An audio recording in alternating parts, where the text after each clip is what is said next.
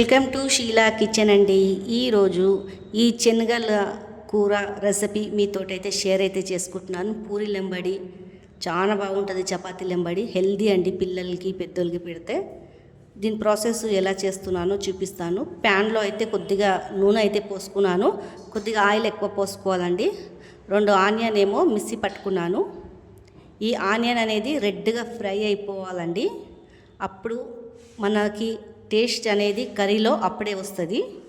చూడండి, జర ఆయిల్ ఎక్కువ పడుతుందండి. ఆనియన్ ఎందుకంటే మనం మిక్సీ పట్టుకున్నాం కదా, గ్రైండ్ చేసుకున్నాం కదా.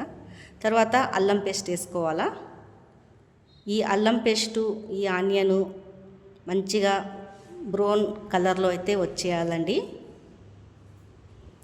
ఇలా అంతా అడుగంటకుండా బ్రౌన్ కలర్లో అయితే చేసుకోవాలా. చూడండి, తర్వాత రుచికి సరిపోయేంత కారము, పసుపు వేసుకోవాలండి. ఈ పచ్చి వాసన పోయే వరకు మంచిగా ఫ్రై అయితే చేయాలా ఈ ఆనియన్ ఇవంతా అయితే. చూడండి, ఇలా ఈ పిల్లలు పూరి లెంబడి అయితే చాలా ఇష్టంగా అయితే తింటారు. ఒక పెద్ద 2 టమాటాలు చాప్ చేసుకొని అయితే వేసుకోవాలా. ఇది మొత్తం కలబెట్టాలండి మంచిగా.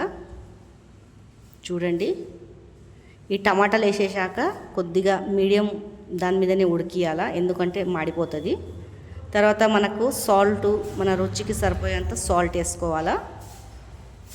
సాల్ట్ వేసాగానే దీంట్లో అయితే నీరైతే వస్తుందండి. చూడండి, నీరు గిట్లా ఏమైతే పొయ్యొద్దు.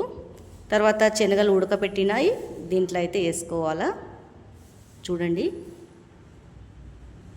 తర్వాత పట్ట, లవంగాలు, ఇలాచీలు, ధనియాలు కొద్దిగా డీప్ ఫ్రై చేసి మిక్సీ అయితే పట్టుకోవాలండి. దీనికి పైన మెయిన్ అనేది అదే, దీంట్లో టేస్ట్ అనేది వస్తుంది.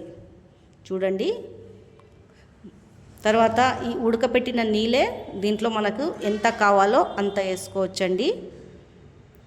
చూడండి, మన గ్రేవీ ఎంత తింటామో చూసి చపాతీ లెంబడి, పూరి ఎంబడి వేసుకోవచ్చు. తర్వాత ఈ పట్టి పెట్టిన మసాలాలన్నీ దీంట్లో వేసుకోవాలా. వేసేసి ఒక్క 5 నిమిషాలు ఉడకనియాలండి. చూడండి, బాగా కలిపేసుకోవాలా. కొద్దిగా మంట ఎక్కువ మీద పెట్టినా పర్వాలేదు, ఇప్పుడైతే ఉడుకుతుంది కదండి. టేస్ట్ మాత్రం అయితే చాలా బాగుంటుంది ఈ కర్రీది అయితే. చూడండి, ఇలా తర్వాత మనకు కొత్తిమీర సన్నగా తరుక్కొని